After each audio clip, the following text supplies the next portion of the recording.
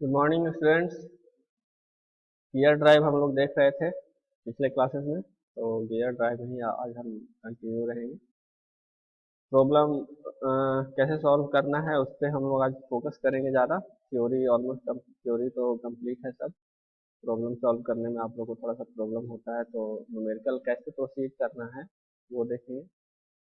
Simple problem जो कि आपको वेलोसिटी रेशियो पे आधारित था वो तो आसान था, वो बन जाएगा, जिसमें number of teeth, velocity ratio या डायमीटर वगैरह निकालना है, ठीक है ना, सेंटर डिस्टेंस निकालना है, तो आसान है, वो बन जाएगा। उसके अलावा कुछ क्वेश्चन हम लोग देखते हैं जो थोड़ा सा टफ प्रॉब्लम्स में से आता है, और कभी कभार ये आपका बोर्ड एग्जाम में पूछ देता है, ठीक है ना। 6 नंबर के लिए जब भी ये सब प्रॉब्लम जब भी पूछेगा ना, 6 नंबर के लिए पूछेगा, तो उसमें 2-3 प्रॉब्लम पूछता है। एंगल ऑफ कॉन्टैक्ट वगैरह से रिलेटेड है, प्रेशर एंगल से रिलेटेड है, ठीक है। तो पूछता जनरली आपको है इसमें क्या कि लेंथ ऑफ कांटेक्ट पूछता है इसमें ज़्यादा, या पाथ ऑफ कांटेक्ट है। ये से इससे ये निकालने के लिए इसका न्यूमेरिकल, इस पे आधारित जो न्यूमेरिकल है वो क्वेश्चन लॉन्ग में आता है, वो पूछ देता है आपसे। तो उसको कैसे हम लोग सॉल्व करेंगे और कौन कौन सा फॉर्मूला यूज होता है उसके लिए, वो हम लोग देखेंगे। तो पहले वो लेंथ ऑफ कांटेक्ट या पाथ ऑफ कांटेक्ट या वेलोसिटी ऑफ स्लाइडिंग टिप, ये सब से रिलेटेड क्वेश्चन रहेगा। तो वो सब छोटा छोटा टर्म है, एक बार रिमाइंड कर लेते हैं, और उसके उसके बाद फिर हम लोग देखेंगे कि अगर क्वेश्चन हमसे पूछ दिया तो वो कैसे हम लोग उसको प्रोसीड करें, कैसे सॉल्व करें। तो ये सब जो क्वेश्चन है सब सिंपली फार्मूला बेस्ड क्वेश्चन है, तो फार्मूला पे ज़्यादा फोकस रखना तुम लोग, ठीक है। ऐसे हम एक बार आपको समझा देंगे कि वो चीज़ है क्या, ठीक है। जैसे पाथ ऑफ कांटेक्ट क्या है, लेंथ ऑफ कांटेक्ट क्या है, वेलोसिटी ऑफ स्लाइडिंग टिप क्या है, ये आप समझ जाइएगा अच्छा से ना। तो न्यूमेरिकल में जब क्वेश्चन करेगा तो क्वेश्चन समझने में आपको आसानी होगा। और ये सब का फॉर्मूला भी है, तो वो सब भी एक एक जगह सब फॉर्मूला आप लोग क्या करना ना, सब लिख लेना, जितना भी, जिससे आपको बेल्ट ड्राइव भी बना, बेल्ट ड्राइव भी आप लोग कंप्लीट हो चुका है, तो बेल्ट ड्राइव में जितना फॉर्मूला यूज हुआ है सब एक जगह लिख लेना। उसी तरह से गियर ड्राइव में जितना फॉर्मूला यूज होगा नोट्स से या पीपीटी से, उससे आप लोग एक जगह लिख लेना। तो शुरू करते हैं हम लोग, ठीक है ना। तो सबसे पहले हम लोग देखेंगे वेलोसिटी ऑफ स्लाइडिंग टीथ। तो वेलोसिटी ऑफ स्लाइडिंग टीथ क्या है, जब दो गियर मेश में रहता है तो उसका टीथ, टूथ, जो दो गियर का जो टूथ रहता है वो जब मैट करता है, तो उसके मैट करने के बाद जब वो मोशन में रहता है, तो एक एक टीथ जो दूसरा मेसिंग गियर है, जैसे या फिर गियर या पिनियन अगर नाम देते हैं दोनों को, तो उस पर स्लाइड करता है, ठीक है ना। उसी को वेलोसिटी ऑफ स्लाइडिंग टीथ कहते हैं। तो वो स्लाइड किस किस डायरेक्शन में करता है, वो जब भी स्लाइड करेगा ना वो कॉमन टाइजेंट के डायरेक्शन में स्लाइड करेगा। जैसे देखो आपको तो पॉइंट आउट करके बताते हैं, सॉरी।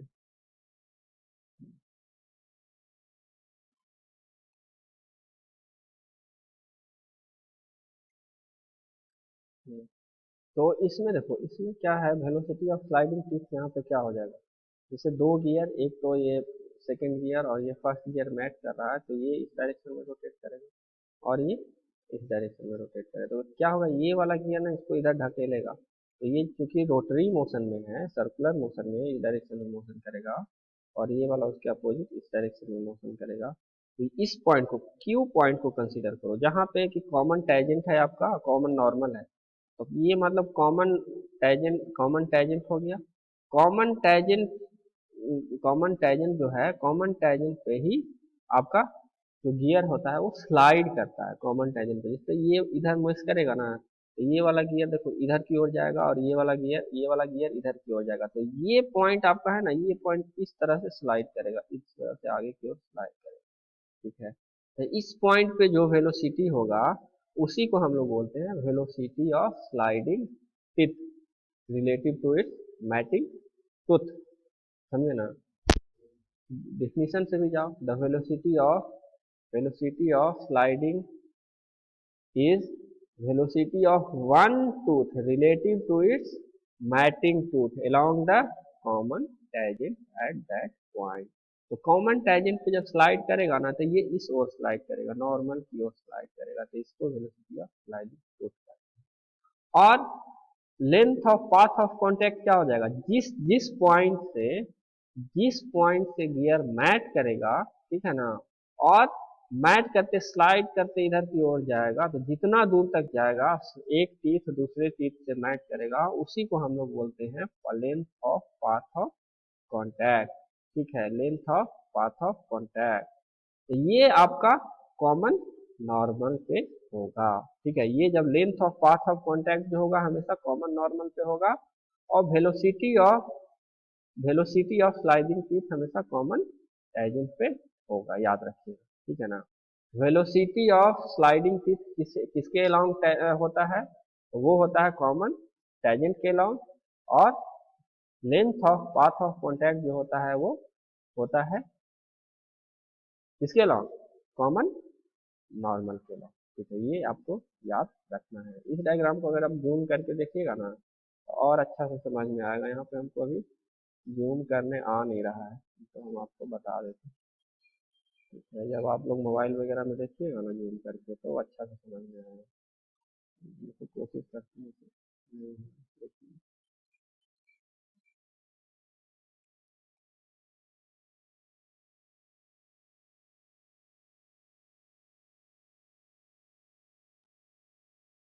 नहीं हो रहा है जी। चलो कोई बात नहीं, देखते हैं।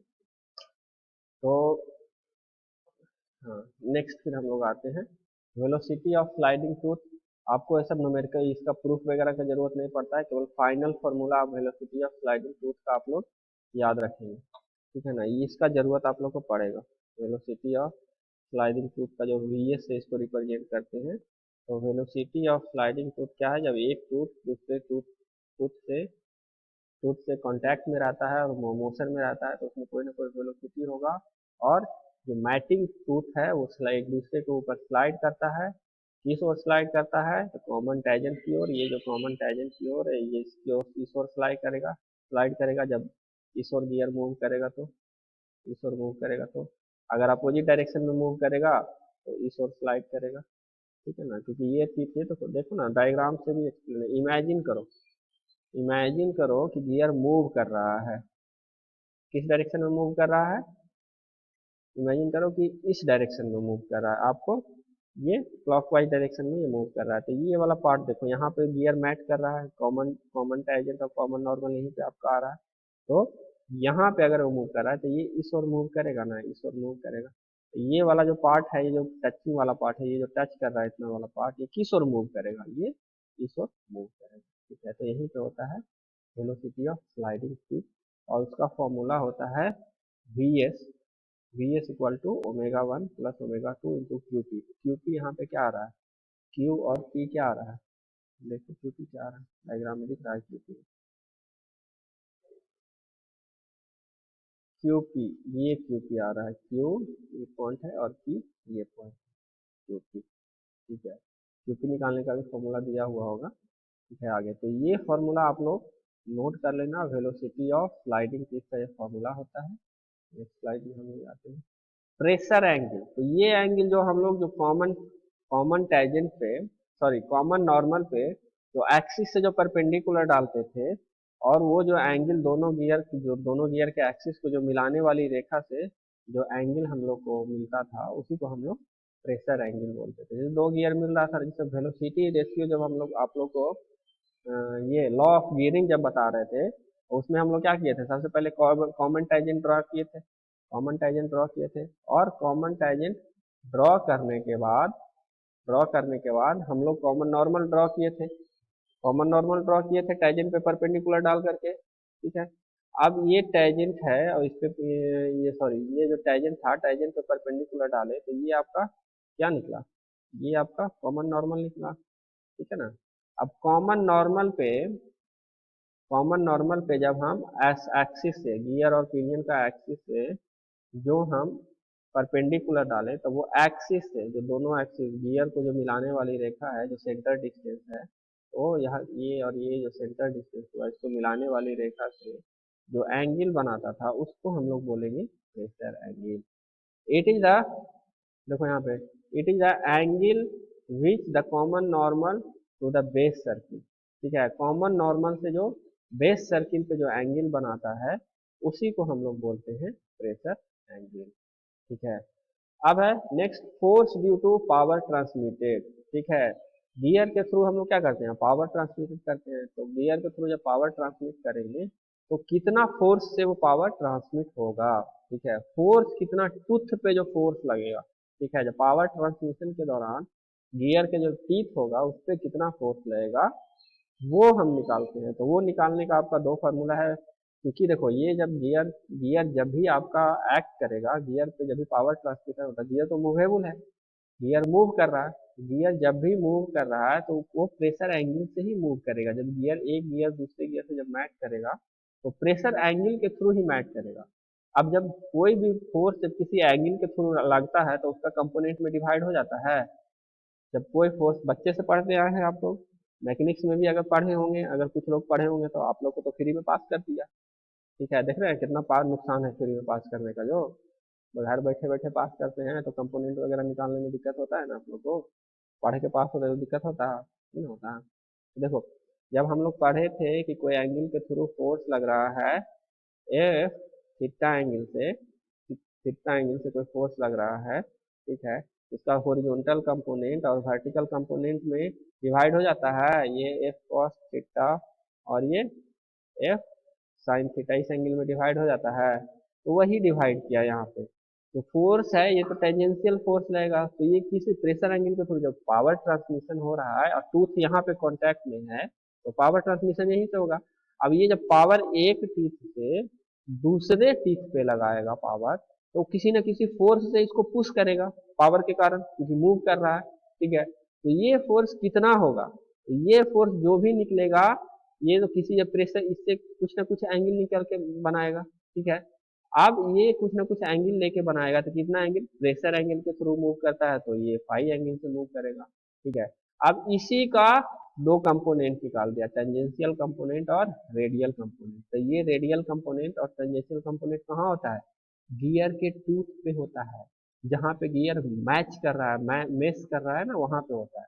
वहाँ पे जो फोर्स लगता है उसको हम लोग एक रेडियल कंपोनेंट और एक गियर का टेंजेंशियल कंपोनेंट में डिवाइड कर देते हैं। उसी को हम लोग बोलते हैं एक को टेंजेंशियल कंपोनेंट, जो गियर जिस डायरेक्शन में मूव कर रहा है, ये जो सर्किल मूव कर रहा है ना, इसके टेंजेंशियल होता है, इसके टेंजेंशियल ऐसे होगा। ठीक है ना, इसके टेंजेंशियल एक डायरेक्शन होगा। तो टेंजेंशियल कंपोनेंट में जो फोर्स लगेगा एफ कॉस थीटा लगेगा, जिसको एफ टी हम नाम दिए। और रेडियल कंपोनेंट या तो वो इनवर्ड होगा या तो रेडियली आउटवर्ड होगा।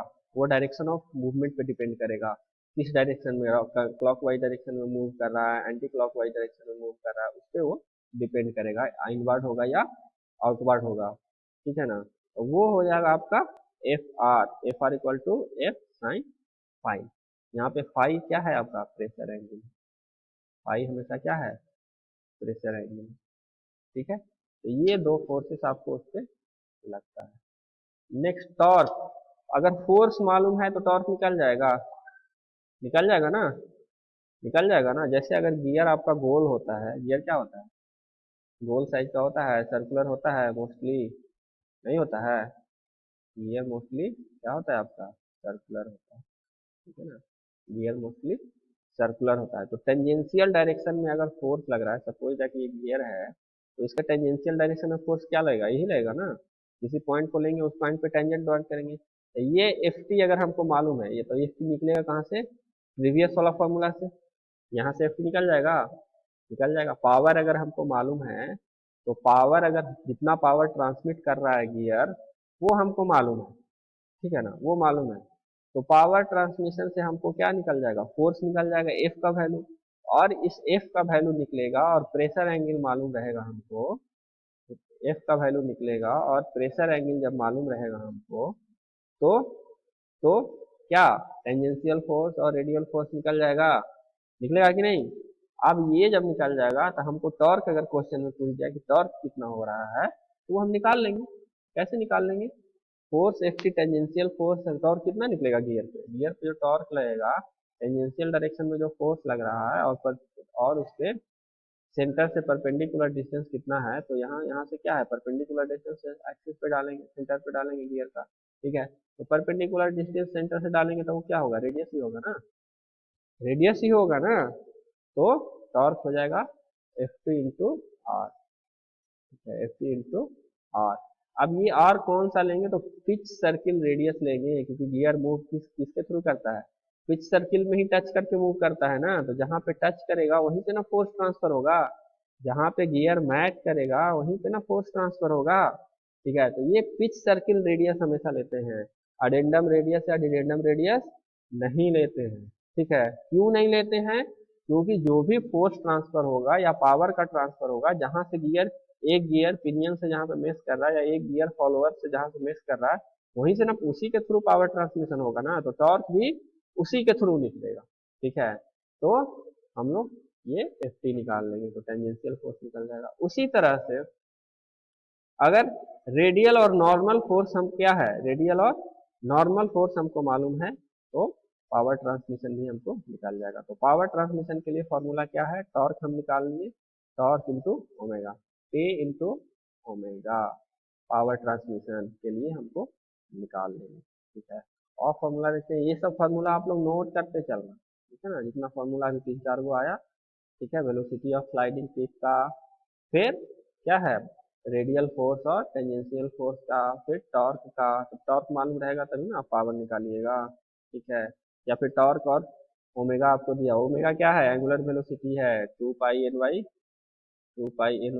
60 ओमेगा, ठीक है ना, वो निकाल लीजिएगा आप, ठीक है, ओमेगा।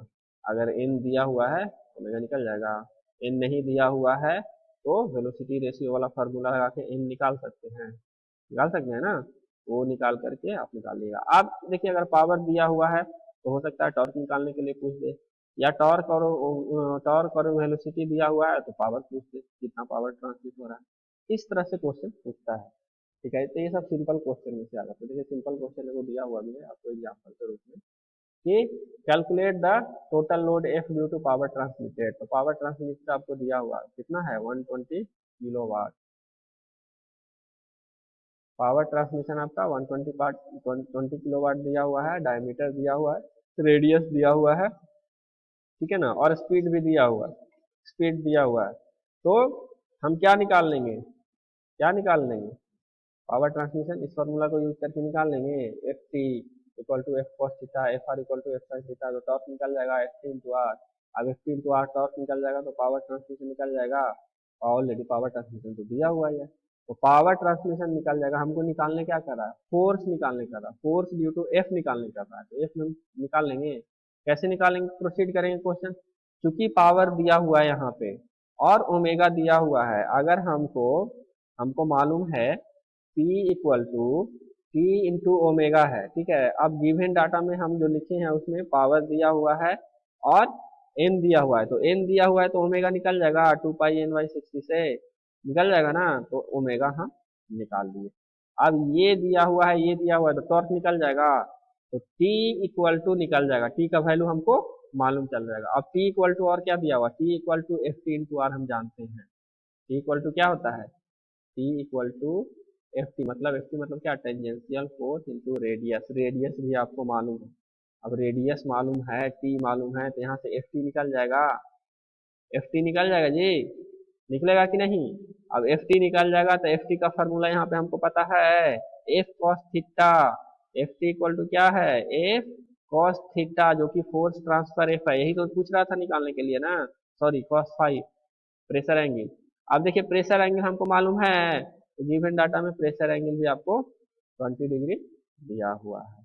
हमको क्या करना है, इस प्रेशर एंगल के साथ यहाँ पुट कर देना है वैल्यू, एफ का वैल्यू निकल जाएगा, निकलेगा। बहुत टफ क्वेश्चन था ये, आसान क्वेश्चन था ना, आसान क्वेश्चन था ना, तो आसान क्वेश्चन कब था, जब आपको सब फॉर्मूला याद था। अगर ये क्वेश्चन फॉर्मूला याद नहीं है तो करेगन गिनते रहिएगा, क्योंकि अब तो कड़ी रहता नहीं है, अब तो ढलैया वाला छत रहता है, आप जहाँ एग्जाम में करेंगे नहीं गिनिएगा ना, ठीक है। तो सबको आप फॉर्मूला सब याद करते चलेंगे। Next, length of path of contact, ये वाला प्रॉब्लम थोड़ा टफ रहता है, फॉर्मूला भी इसका टफ है, ठीक है ना, तो इसको आप लोग ध्यान से पढ़िएगा। Length of path of contact क्या है, तो गियर जहां से मेश करना शुरू करता है और जहां पे जाके वो खत्म होता है मेश, उस उसके बीच का लेंथ को हम लोग बोलते हैं length of path of contact. जहां से गियर, एक गियर दूसरा जो मेशिंग, दूसरे गियर का जो मेशिंग टीथ है वहां से मिलेगा और मूव करते हुए, रोटेशन में मूव करता है, मूव करते हुए जहां से कांटेक्ट खत्म होगा वो दोनों के बीच का दूरी को हम लोग बोलते हैं length of path of contact. जो कि आप जब इस डायग्राम में अगर देखिएगा तो यहाँ से के से लेकर के, सॉरी ये इस डायग्राम में के से लेकर के एल तक होता है, के से लेकर के, सॉरी के से लेकर के, हाँ के से लेके एल तक होता है, ठीक है। अब ये के से पी तक का दूरी, जहां से मेश स्टार्ट हुआ, जहां से मेश स्टार्ट हुआ और मिड पॉइंट तक गया, ठीक है। जहां से मेशिंग स्टार्ट हुआ, टच करना शुरू किया गियर को, एक गियर का टीथ जो दूसरा फॉलोअर गियर का टीथ था वहां से टच करना शुरू हुआ, वहां से लेके मिड पॉइंट तक उसको बोलेंगे length of approach. Length of approach जो कि डायग्राम में के और पी से डिनोटेड है। तो के पी के बीच, के और पी के बीच के दूरी को हम लोग बोलेंगे लेंथ ऑफ अप्रोच। ये दूरी, ध्यान से डायग्राम देखना, थोड़ा सा डायग्राम छोटा है मगर आप लोग कोशिश करोगे तो दिख जाएगा। ये दूरी यहाँ से लेकर के ये के से पी तक का दूरी, ठीक है ना, ये के से पी तक का दूरी का, इसको बोलेंगे लेंथ ऑफ अप्रोच। छोटा सा दूरी आपको डायग्राम में, बड़ा डायग्राम तो मेरे पास अवेलेबल नहीं था तो हमने तो बड़ा डायग्राम में आपको शो करते, ठीक है ना। तो इसको हम लोग बोलेंगे लेंथ ऑफ अप्रोच। और पी से एल तक का दूरी जो नेक्स्ट है, जहां जब फुल कांटेक्ट हो गया, मिड पॉइंट तक आया, अब यहाँ से धीरे धीरे हल्का मिस क्या है, कम होना शुरू हुआ, जो जो गैस जो गियर का जो टूथ था, जो मेश में था, एक दूसरे से सटा हुआ था, हल्का हल्का फर्क जब उससे शुरू होना हुआ, वो क्या, हाँ पी से शुरू होता है। पी से जब आगे बढ़ता है तो क्या है, टच होना धीरे धीरे, मेश उसका धीरे धीरे खत्म होना शुरू करता है। तो पी से एल तक के बीच की दूरी को हम लोग बोलते हैं पाथ ऑफ रीसेस। दो दूरी हो गया, पहला जहां से स्टार्ट हुआ और फुल मेश तक गया उसको बोलेंगे length of path of approach, और जहां फुल मेश से जब धीरे धीरे मेश खत्म होना शुरू हुआ और जहां पूरा खत्म हो गया एकदम, दोनों में कांटेक्ट जहां पे खत्म हो गया, वहां पे उसको, उस दूरी को हम लोग बोलेंगे path of recess, length of path of recess. तो के से पी तक के बीच का दूरी को length of path of approach बोला जाता है, और पी से एल तक के बीच की दूरी को length of path of recess बोला जाता है। क्लियर है दोनों। अब दोनों को जब ऐड कर देंगे के पी प्लस के एल, तो ये हमारा बन जाएगा total length of path of contact, ठीक है ना।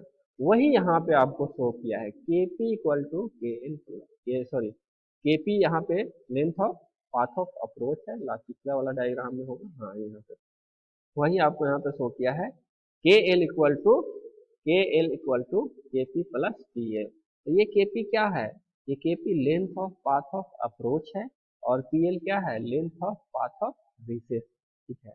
अब ये के पी के लिए एक फॉर्मूला होता है और पी एल के लिए एक फॉर्मूला होता है, मतलब क्या, length of path of approach के लिए भी एक फॉर्मूला होता है और length of path of recess के लिए भी एक फॉर्मूला होता है। दोनों को ऐड कर देंगे तो हमको मिल जाएगा length of path of contact. ये भी एक फॉर्मूला के रूप में ही मिलेगा हमको, ठीक है ना। तो वो हम लोग आगे वाला स्लाइड में देखते हैं, ठीक है।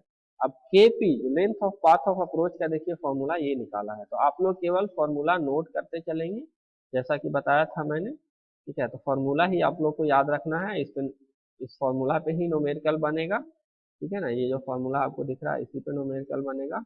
प्रूफ वगैरह इसका नहीं पूछता है, वो सब इंजीनियरिंग लेवल का, बहुत हाई लेवल का हो जाता है, ठीक है ना। तो वो सब आपको नहीं पूछेगा। अगर सीखना है तो डायग्राम देख करके आप लोग सीख लेना कैसे कैसे प्रूफ किया है ये, ठीक है ना। ऐसे आप लोग को पूछेगा नहीं, ठीक है। आप लोग को केवल इस पे बेस न्यूमेरिकल पूछ देता है, वही जब टफ प्रॉब्लम आता है तब पूछता है। नहीं तो सिंपल में आपको सिंपल गियर रेशियो वाला ही क्वेश्चन पूछेगा, और नंबर ऑफ पीस वगैरह निकालना, मॉड्यूल से रिलेटेड एक क्वेश्चन रहेगा, ठीक है ना, वही पूछता है। तो ये टफ प्रॉब्लम रहता है। तो ये केपी का फॉर्मूला आप लोग याद रखना, के एन माइनस पी एन तो आपको के एन माइनस पी एन याद रहे चाहे नहीं, K P equal to R A minus R square cos cos square five minus R sine theta. तो ये आर ए कैपिटल में है, कैपिटल आर ए क्या है, रेडियस ऑफ अटेंडम हो जाता है, ठीक है, R A equal to radius of addendum. और आर स्क्वायर ये क्या होता है, पिच सर्किल रेडियस आर, ठीक है ना, पिच सर्किल रेडियस, ठीक है। और कॉस स्क्वायर फाइव, तो फाइव यहाँ पे क्या है, फाइव प्रेशर एंगल है, अगेन आर साइन फाइव, तो आर आपका पिच सर्किल रेडियस और साइन फाइव क्या हो गया, प्रेशर एंगल, ठीक है। ये आपको याद रखना है। और जहाँ पे फॉर्मूला में कैपिटल में आर लिखा हुआ है तो वो गियर के लिए होगा, मतलब ड्राइवर के लिए होगा, जो गियर पावर दे रहा है, ठीक है ना, ड्राइवर के लिए, फॉलोअर के लिए नहीं, फॉलोअर के लिए स्मॉल वाला यूज करते हैं जो कि आपको लेंथ ऑफ रिसेस में यूज होगा, ठीक है। तो ये सब आपका क्या है, ये आपका जो फॉर्मूला है केपी मतलब length of path of approach, तो उसमें ड्राइवर वाला सबका डायमेंशन लेंगे, कैपिटल में लिखा हुआ है ना, तो ड्राइवर गियर का रेडियस, कौन सा रेडियस, अडेंडम का रेडियस, और ये पिच सर्किल रेडियस, और ये प्रेशर एंगल तो दोनों में सेम ही रहता है, प्रेशर एंगल तो आप लोग जानते हैं, फॉलोअर का प्रेशर एंगल और ड्राइवर का प्रेशर एंगल दोनों का सेम होता है, ठीक है ना। कंफ्यूज मत होना फॉलोअर और ड्राइवर में, ड्राइवर वो होता है जो ड्राइव करता है, ठीक है, और ड्रिवन वो होता है जो ड्राइवर के पावर से घूमता है, ठीक है। और इसी को गियर में एक और लैंग्वेज में बोलते हैं गियर और पिनियन। तो गियर अगर बोल रहे हैं तो वो कैपिटल वाला होगा, गियर का मतलब वो ड्राइवर जो उसके पावर मिल रहा है, इंजन से पावर मिल रहा है और उस पावर से वो दूसरे को ड्राइव कर रहा है, तो गियर और पिनियन भी बोलते हैं, और गियर और फॉलोअर भी बोलते हैं। तो पिनियन हमेशा फॉलोअर होता है, ठीक है, पिनियन अपने पावर से नहीं घूमता है, पिनियन को कोई पावर देता है तब घूमता है। फॉलोअर भी वही होता है, अपने पावर से नहीं घूमता है, फॉलोअर को कोई पावर देता है तब घूमता है। तो वो पावर कहाँ से आता है, ड्राइवर से आता है, ड्राइवर गियर है वो अपना टीथ से मेश होता है और उसको घुमाता है, ठीक है। तो ये क्लियर हो जाना, इसमें कंफ्यूज मत होना, क्योंकि बुक में कुछ जब क्वेश्चन पूछेगा एग्जाम में तो कुछ भी दे सकता है, गियर एंड पिनियन भी लिख सकता है, ठीक है, ड्राइवर और ड्रिवन भी लिख सकता है, और गियर और फॉलोअर भी लिख सकता है। तो कंफ्यूज मत हो जाइएगा कि सर समझ में नहीं आया, सब समझा रहे हैं, आप लोगों को समझ में आना चाहिए, नहीं समझ में आता तो दोबारा वीडियो देखिए, ठीक है। तो इस तरह से करके आप लोग देखेंगे, तो आर ए वाला कैपिटल वाला जो भी डायमेंशन है, या length of path of approach में जो भी डायमेंशन लेंगे वो हम गियर का लेंगे, ड्राइवर का लेंगे, फॉलोअर का नहीं, ठीक है। और जब पाथ ऑफ रिसेस में जब हम लोग जाएंगे, length of path of recess में जब जाएंगे तब हम ड्राइवर का लेंगे या फॉलोअर का लेंगे या पिनियन का लेंगे, ठीक है ना। ये तो लेंथ ऑफ रिसेस का ये फार्मूला आता है, सेम फार्मूला है, केवल डायमेंशन उसमें अलग है, ठीक है ना, डायमेंशन उसमें हम लोग लेंगे। जैसे length of path of approach का फार्मूला देखिए, तब इसमें आर ए, तो रेडियस किसका, अडेंडम रेडियस लिया है, अडेंडम रेडियस किसका है, गियर का, पिच सर्किल रेडियस किसका है, पिच सर्किल रेडियस किसका है, गियर का, प्रेशर एंगल तो दोनों में सेम होता ही है, फिर अगेन वही सेम फार्मूला आप देखिए length of path of recess के लिए, मगर इसमें डायमेंशन आपका किसका है, इसमें सब डायमेंशन फॉलोअर का है या पिनियन का है या क्या है, ड्राइवर ड्रिवन का है, ठीक है ना।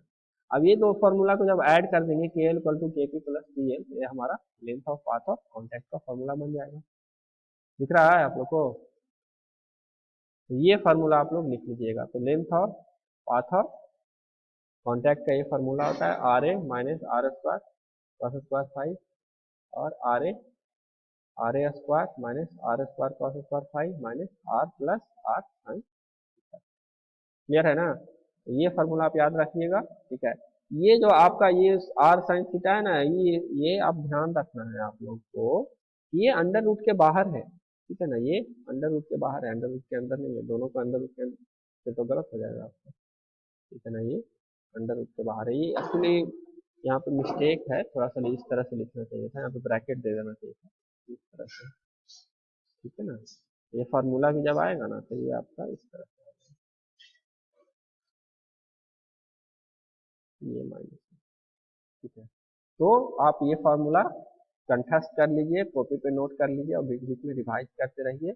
एक क्वेश्चन इससे उम्मीद रखिए कि ये बोर्ड में आएगा, या तो बेल्ट ड्राइव से, नहीं तो इस पे आधारित क्वेश्चन, एक फॉर्मूला इसमें और है, आर्क ऑफ कॉन्टैक्ट। तो आर्क ऑफ कॉन्टैक्ट का सिंपल फॉर्मूला है, length of path of contact निकाल देंगे और cos फाई से उसको डिवाइड कर देंगे तो length of arc of contact निकल जाएगा। तो आर्क ऑफ कॉन्टैक्ट क्या है? आर्क ऑफ कॉन्टैक्ट जो ये लेंथ ऑफ रिसेस हम लोग जो देख रहे थे ना, length of path of approach के से लेके एल तक का, तो ये तो स्ट्रेट लाइन आपका मिलता है, किस पे मिलता है? कॉमन नॉर्मल पे मिलता है, ठीक है। तो ये एक्चुअली कॉमन नॉर्मल को जब हम आर्क के रूप में जब क्रिएट करते हैं, जब गियर मूव जो करता है एक आर्क के रूप में मूव करता है ना, गियर क्या होता है? सर्कुलर है, तो इस पे जो टीथ भी मूव करेगा सर्कुलर मूव करेगा ना, तो ये क्या है? एक आर्क बनाएगा। तो जितना देर पाथ ऑफ कांटेक्ट था उतना देर में ये कितना आर्क बनाएगा, ठीक है। ये length of path of contact जितना देर में मूव करेगा उतना देर में कितना आर्क बनाएगा और इसका लेंथ कितना होगा, उसी को हम लोग बोलते हैं length of arc of contact.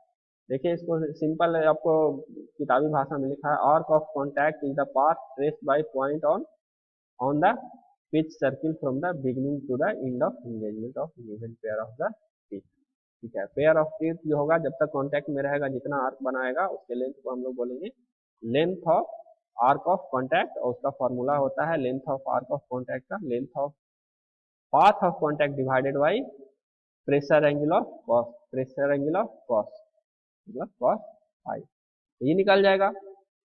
जब फॉर्मूला याद रहेगा तभी ना निकलेगा, नहीं तो कुछ निकलेगा? कुछ डाटा तो आपको गिवन डाटा से मिलेगा ना, एडेंडम सर्किल आपको गिवन रहेगा, आपको पिच सर्किल रेडियस आपको दिया हुआ रहेगा, प्रेशर एंगल दिया हुआ रहेगा, ठीक है ना, ये सब दिया हुआ रहेगा, तो आप फॉर्मूला याद रहेगा तो निकल जाएगा ना। निकलेगा कि नहीं? नहीं निकलेगा तो बहुत मार खाइएगा, ठीक है, सब बता रहे हैं, क्वेश्चन छोड़िएगा एग्जाम में ना, बहुत मार खाइएगा। तो सब क्वेश्चन सब याद रखना है, फॉर्मूला सब याद रखना है, तो आसानी से बन जाएगा। नेक्स्ट है कॉन्टैक्ट रेशियो। देखो जनरली जो आपको लॉन्ग क्वेश्चन पूछेगा गियर ड्राइव में ना, तो सीधे बोल देगा, वो डायरेक्टली नहीं बोलेगा कि पाथ ऑफ कॉन्टैक्ट आप निकालिए, ठीक है। वो डायरेक्टली आपको क्वेश्चन में ये नहीं बोलेगा कि हमको पाथ ऑफ कॉन्टैक्ट निकाल के दीजिए, ठीक है। वो क्या कहेगा ना कि आप हमको आर्क ऑफ कॉन्टैक्ट निकालिए, ठीक है ना। आर्क ऑफ कहेगा फाइंड या कैलकुलेट आर्क ऑफ कॉन्टैक्ट। तो आर्क ऑफ कॉन्टैक्ट निकालने के लिए लेंथ ऑफ कॉन्टैक्ट तो आपको निकालना ही निकालना है, बिना उसके निकलेगा ही नहीं। उसी तरह से आपको पूछ देगा कॉन्टैक्ट रेशियो निकालिए, ठीक है, जो कि इस स्लाइड में आपको दिख रहा है। कॉन्टैक्ट रेशियो पूछ देगा, कॉन्टैक्ट रेशियो निकालना है। डाटा दे देगा आपका 2 लाइन 4 लाइन में लिख करके, उसमें pressure angle, addendum circle, dedendum circle ये सब दिया हुआ रहेगा, पिच सर्किल रेडियस मॉड्यूल वगैरह सब दिया हुआ रहेगा, प्रेशर एंगल दिया हुआ रहेगा, ठीक है ना। आपको बोल देगा कि कॉन्टैक्ट रेशियो निकालो। अगर आपको एक क्वेश्चन भी बोल दिया कि कॉन्टैक्ट रेशियो निकालिए, तो आपको सब निकालना ही निकालना है, बिना length of path of contact निकाले आपका length of arc of contact निकलेगा ही नहीं। अब बिना length of arc of contact निकाले आपका कॉन्टैक्ट रेशियो निकलेगा ही नहीं, ठीक है। तो अगर कॉन्टैक्ट रेशियो ही निकालने के लिए पूछ दिया तो एक लॉन्ग क्वेश्चन कब बन गया ना आपका, एक लॉन्ग क्वेश्चन आ गया ना। तो आपको 3 या 4 फार्मूला याद रखना है, वो लॉन्ग क्वेश्चन आपका बन गया। इस पे आधारित क्वेश्चन बोर्ड में पूछा हुआ है, इसीलिए इस पे जोर दे रहे हैं, स्पेशल क्लास आपका इसीलिए ये रखे हैं, नहीं तो हम गियर खत्म करके आपका नेक्स्ट यूनिट पे जाते हैं, ठीक है। ये क्वेश्चन आपको पूछा हुआ है एक बार, ठीक है। तो ये क्वेश्चन आप याद रखिएगा कॉन्टैक्ट रेशियो निकालने के लिए ऑफ या length of arc of contact निकालने के लिए। सिंपल फार्मूला है, सबसे पहले तो हम length of path of contact निकालेंगे जिसका फार्मूला बता चुके हैं, उसके बाद उसको कॉस का प्रेशर एंगल से डिवाइड करेंगे तो length of arc of contact निकल जाएगा। अब length of arc of contact निकल जाएगा तो उसको हम पिच सर्किल से सर्कुलर पिच से हम डिवाइड कर देंगे, या पिच सर्किल इसी बोलते हैं। तो सर्कुलर पिच से हम डिवाइड कर देंगे, तो सर्कुलर पिच से डिवाइड कर देंगे तो हमको कॉन्टैक्ट रेशियो मिल जाएगा। तो कॉन्टैक्ट रेशियो है क्या? कॉन्टैक्ट रेशियो बोलता है कि जब दो गियर एक दूसरे के साथ मेश में है तो एक बार में कितना नंबर ऑफ टीथ कॉन्टैक्ट में है। एक जब गियर मेश करता है तो एक ही टीथ कॉन्टैक्ट में रहता है, नहीं, एक से ज्यादा टीथ कॉन्टैक्ट में रहता है, ठीक है। तो कॉन्टैक्ट रेशियो हमको उसका नंबर देता है। कॉन्टैक्ट रेशियो बताता है कि जब गियर आपका मेश है रोटेट कर रहा है तो कितना नंबर ऑफ टीथ कॉन्टैक्ट में रह रहा है, ठीक है। इससे हमको क्या जानकारी मिलती है ना कि जितना ज्यादा नंबर ऑफ टीथ कांटेक्ट में रहेगा ना उतना हाई पावर ट्रांसमिशन हमको मिलेगा। ठीक है, आपको बुक में कहीं नहीं लिखा हुआ रहेगा, मगर ये आपको कॉमन सेंस है कि जब नंबर ऑफ टीथ आपका ज्यादा कांटेक्ट में रहेगा तो आप पावर ट्रांसमिशन हाई कर सकते हैं, बढ़ा सकते हैं। क्योंकि अगर पावर ट्रांसमिशन आपका ज्यादा रहेगा और नंबर ऑफ टीथ कांटेक्ट में कम रहेगा तो टीथ का टूटने का खतरा ज्यादा रहेगा, वो तोड़ देगा, क्योंकि एक टीथ पे ज्यादा लोड आ जाएगा। अब एक टीथ पे ज्यादा लोड आ जाएगा तो स्ट्रेस कॉन्सेंट्रेशन बढ़ेगा, और स्ट्रेस कॉन्सेंट्रेशन जब बढ़ेगा ना तो टीथ का ब्रेकेज का खतरा ज्यादा रहेगा, खास करके उसका एज लास्ट में जब जाएगा तो उसका एज को क्या होगा, तोड़ देगा। ठीक है, तो इसीलिए इसको हम लोग को ध्यान में रखना पड़ता है, कॉन्टैक्ट रेशियो को भी। ठीक है, तो इसीलिए इम्पोर्टेंट, इसीलिए कॉन्टैक्ट रेशियो इसलिए वेरी वेरी इंपॉर्टेंट हो जाता है, क्योंकि अगर कॉन्टैक्ट रेशियो ज्यादा है, अगर पावर ट्रांसमिशन हम थोड़ा सा बढ़ाते भी हैं, ठीक है ना, तो गियर पे कोई फर्क नहीं पड़ता, वो झेल लेता है, बर्दाश्त कर लेता है। मगर कॉन्टैक्ट रेशियो अगर कम है, नंबर ऑफ पीस कॉन्टैक्ट में कम है, तो पावर बढ़ाने से थोड़ा सा दिक्कत होता है, हम लोग खतरा रहता है कि गियर टूट नहीं जाए, ब्रेक नहीं कर जाए। ठीक है ना, ये तो इतना चीज आप लोग एकदम से कंठस्थ कर लीजिए। अब इस पे आधारित कुछ प्रॉब्लम है, आप लोग देखेंगे, एक सिंपल प्रॉब्लम है। ठीक है, ये देखिए, प्रेशर एंगल गिवन है, प्रॉब्लम नहीं लिखा है, सीधे गिवन है, गिवन डाटा आपको दे दिया है, इसके आधार पे आप लोग प्रॉब्लम बनाएंगे। आपको हम जो पीडीएफ भेजे हैं गियर ड्राइव का न्यूमेरिकल का, उसमें लास्ट में देखिएगा 14-15 नंबर क्वेश्चन जो होगा, उसके बाद में लगता है 16 या 17 क्वेश्चन था, उसमें लास्ट का 2 प्रॉब्लम है, इस पे आधारित है। वो प्रॉब्लम को आप लोग को एकदम रट जाना है, एकदम कैसे बनता है ना, एक एक स्टेप उसका याद रखना है कि पहला स्टेप में क्या करेंगे, सेकंड स्टेप में क्या करेंगे, थर्ड स्टेप, उसी तरह का क्वेश्चन लॉन्ग में पूछता है। गियर ड्राइव से अगर लॉन्ग क्वेश्चन पूछा तो ये आप लोग बना लीजिएगा। जैसे इसका एग्जाम्पल आप लोग को एक्सप्लेन कर देते हैं, क्योंकि पूछ रहा है क्या, ये प्रेशर एंगल आपको दिया हुआ है, नंबर ऑफ पीस दिया हुआ है, और T by T gear ratio आपको दिया हुआ है, और क्या दिया हुआ है, मॉडल दिया हुआ है, वेलोसिटी दिया हुआ है, अडेंडम दिया हुआ है। ठीक है, अब निकालने के लिए क्या करते हैं, एंगल टर्न थ्रू बाय भेज when one pair of teeth is in mess. One pair जब टीथ मेस में होता है तो कितना एंगल, एक पेयर जब मेस स्टार्ट करके खत्म करता है तो कितना एंगल से वो मूव करता है। ठीक है, तो एंगल ऑफ कांटेक्ट निकाल लेंगे, एंगल ऑफ कांटेक्ट निकाल लेंगे, ये फॉर्मूला देखे थे। Length of path of contact को जब हम cos फाई से डिवाइड करेंगे तो angle of path of contact निकल जाएगा हमको, angle of sorry arc of path of contact, arc of path of contact निकालेंगे। ठीक है, तो arc of path of contact निकाल गया। ठीक है, तो ये कितना एंगल से मूव किया, कितना एंगल से मूव किया, ये हमको निकालने के लिए बोल रहा है। तो सबसे पहले तो हमको arc of contact of length निकालना होगा, जो कि निकाला है ये length of arc of contact given data से। ठीक है ना, और उसके बाद एंगल कितना टर्न होगा वो निकालेंगे इस फॉर्मूला से, length of arc of contact into 360 divided by circumference of pinion, तो ये हमको निकल जाएगा। ये फॉर्मूला भी आप लोग नोट कर लेना। ऐसे तो डिप्लोमा में ये क्वेश्चन नहीं पूछा है, मगर क्या भरोसा, पूछ दे, क्या भरोसा, पूछ दे, क्योंकि ये सिंपल है, टर्न करने के लिए आप देख रहे हैं एसबीटी टफ क्वेश्चन पूछ रहा है, तो हो सकता है ये घुसा दे। ठीक है ना, हो सकता है ये क्वेश्चन आप लोग को कंफ्यूज करने के लिए दे दे, तो ये फॉर्मूला भी आप लोग लिखना, angle turn through angle turn by the pinion equal to length of arc of contact into 360 degree divided by circumference of pinion. अगर डायमीटर मालूम होगा तो 2 पाई आर निकाल लेंगे, सर्कमफ्रेंस निकल जाएगा। डायमीटर अगर मालूम होगा, या पाई डी से सर्कमफ्रेंस निकलता है, निकल जाता है ना, तो ये हमको निकल जाएगा circumference of pinion. Length of arc of contact का फॉर्मूला बता ही चुके हैं आपको, पीछे है ही, उससे निकाल लेंगे, तो length of arc of contact निकाल लेंगे इससे। ठीक है ना, उसके बाद सर्कमफ्रेंस ऑफ पिनियन हमको मालूम हो जाएगा, कि उसका डायमीटर या रेडियस हमको कुछ मालूम रहेगा, तो उससे ये वाला 2 पाई आर या पाई डी वाला फॉर्मूला से हम लोग उसको निकाल लेंगे।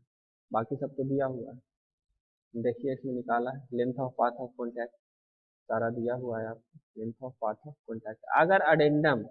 अगर आप लोग को अडेंडम निकालने में दिक्कत होता है, ऐसे जनरली आप लोग को अडेंडम दिया हुआ रहेगा, आप लोग को उतना टफ क्वेश्चन नहीं आपको पूछेगा, अडेंडम आप लोग को दे देगा, डायरेक्टली एडेंडम सर्किल का डायमेंशन दे देगा।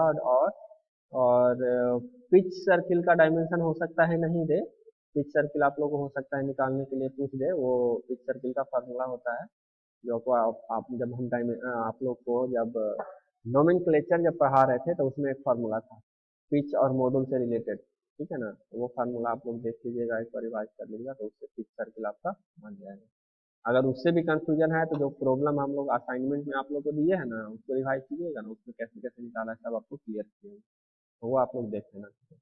तो केपी का फार्मूला लगा दिया है, पीएल का फार्मूला निकाल दिया, length of path of contact निकाला है, ठीक है। Length of path of contact निकाल करके फिर क्या किया है लास्ट में आपका arc of path of contact निकाला है, क्योंकि प्रेशर एंगल आपको दिया हुआ है, प्रेशर एंगल निकाल करके फिर आप डिवाइड कर दीजिएगा फार्मूला। और वेलोसिटी ऑफ स्लाइडिंग टिप भी इसमें निकाला है, तो velocity of sliding tip omega 1 omega 2 KP, KP का वैल्यू यहाँ से निकल जाएगा ना, यहाँ पे पुट कर देंगे तो वेलोसिटी ऑफ स्लाइडिंग टिप भी निकल जाएगा। क्लियर है, क्लियर है। और अगर अगर हाँ ये अडेंडम अगर नहीं दिया हुआ तो ये फार्मूला यूज करेंगे, R equal to M into T, M into T by two, R equal to M into T by two. Formula आप लोग पढ़े थे एक वाला, ये वाला फार्मूला आपको याद था, ये फार्मूला भी बनाए हुए खाली तोड़ दिया है फार्मूला को। देखो ये वाला फार्मूला आप लोग देखो कैसे ये फार्मूला है, ये आर है और equal to M into T by two है, T two R equal to D होता है, तो ये वाला आर मल्टीप्लाई हुआ two R equal to D हो जाएगा, D equal to M into T, M into T. आप लोग पढ़े थे module equal to D by T, एक फार्मूला बताए थे जब मॉड्यूल का डेफिनेशन आपको बता रहे थे नोमेनक्लेचर में, उसी से ये निकला है ये वाला फार्मूला, ठीक है ना। ये आप लोग ध्यान रखिएगा। तो इस तरह से हम लोग length of path of contact वाला फार्मूला यूज करते हैं। ये इंटरफेरेंस वगैरह उतना आप लोग को नहीं पूछते, ठीक है। तो इतना ही न्यूमेरिकल आप लोग को पूछता है, तो ये सब न्यूमेरिकल आप लोग याद रखिएगा, ये सब फिर हाई फाई लेवल का हो जाता है, ये सब आपको नहीं पूछेगा। एक दो गो न्यूमेरिकल इसमें है, देखिएगा मन करेगा तो आप लोग प्रैक्टिस के लिए ये वाला न्यूमेरिकल आप लोग नोट कर लीजिए, ठीक है ना। स्क्रीनशॉट ले लो इसका, ये वाला सॉल्व करना आप लोग खुद से, ये वाला सॉल्व कर लोगे ना तो बन जाएगा क्वेश्चन, ठीक है। इसमें देखो number of length of path of contact और आर्क ऑफ कॉन्टैक्ट दोनों पूछ रहा है, ठीक है। Contact ratio, number of pair of teeth in contact, यही कॉन्टैक्ट रेशियो था ना, यही था कॉन्टैक्ट रेशियो ना, एक बार में कितना नंबर ऑफ टीथ आपका कॉन्टैक्ट में रहता है जो, ठीक है ना। ये भी आप लोग बना लेंगे, इसमें कंफ्यूज नहीं हो जाएंगे। Number of pair of teeth in contact लिख रहा है तो फिर बुढ़क मत जाइएगा, कॉन्टैक्ट रेशियो ही पूछ रहा है, ठीक है। और मैक्सिमम वेलोसिटी ऑफ स्लाइडिंग, तो वेलोसिटी ऑफ स्लाइडिंग बीएस आप लोग को बताए, ठीक है ना। तो ये क्वेश्चन आप लोग बना के रखिएगा एज ए असाइनमेंट में, ठीक है। असाइनमेंट में इसको ऐड कर लीजिएगा, क्वेश्चन बनाइएगा, ठीक है। वीडियो यहीं पे स्टॉप करते हैं, खास लंबा हो रहा है, आप लोग को पता नहीं देखिएगा कि सो गए होंगे, ठीक है। सोना नहीं है, पूरा देख लेना, तो सोएगा तो देखा जो जो लोग सोया इस बार क्या हाल होगा सबका, ठीक है। इतना आप लोग बनाइए, फिर अगला वीडियो में मिलते हैं, नेक्स्ट यूनिट शुरू करेंगे डायरेक्ट, फ्लाईव्हील शुरू। चलो देखो वीडियो, रिवाइज करो इसको एक बार में, कम से कम एक बार में तो आप लोग को समझ में आएगा नहीं, दो तीन बार इसको वीडियो को देखना तभी समझ में आएगा, तो बढ़िया से समझो। फार्मूला बार बार बोल रहे हैं, एक तो इसमें जो 5-6 फार्मूला था सब एकदम रट जाना, फार्मूला बेस पे ही बनेगा क्वेश्चन इस तरह से। चलो मिलते हैं अगला यूनिट के साथ।